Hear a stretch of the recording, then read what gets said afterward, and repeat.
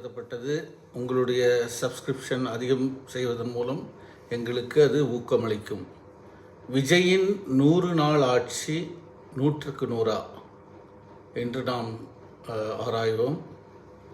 முதலில் விஜயின் ஆட்சியில் ஊழல் இல்லாமல் இருக்கிறது. Point number 1. எங்கு சென்றாலும் அந்த ஊழலின் அளவு குறைந்திருக்கிறது அல்லது சில இடங்களில் இல்லாமலேயே இருக்கிறது. இது கழிந்த ஆட்சி காலங்களில் அவ்வளவாக இந்த அளவுக்கு ஒரு நேர்மையாக ஆட்சி நடத்தவில்லை.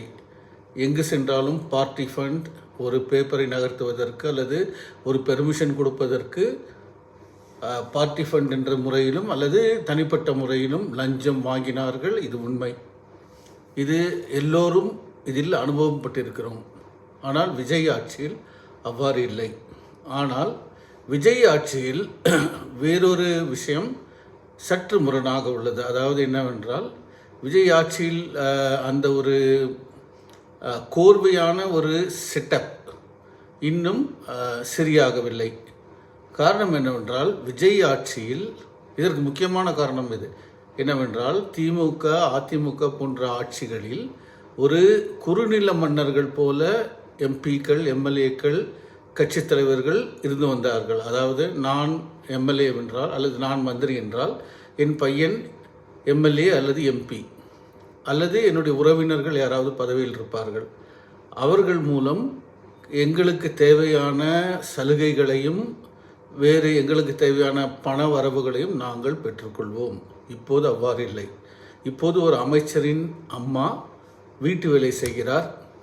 ஒருவர் சாதாரண ஒரு இஸ்லாமிய சமூகத்திலிருந்து வந்து இன்று அமைச்சராகி இருக்கிறார். வேறொருவர் ரொம்பவும் பிற்படுத்தப்பட்ட ஒரு நிலையிலிருந்து இன்று அமைச்சராகி இருக்கிறார். ஆக ஒவ்வொரு துறையிலிருந்தும், அதாவது சமுதாயத்தின் கீழ் மட்டங்களிலிருந்தும் நடு மட்டங்களிலிருந்து நடத்துகிறார்கள்.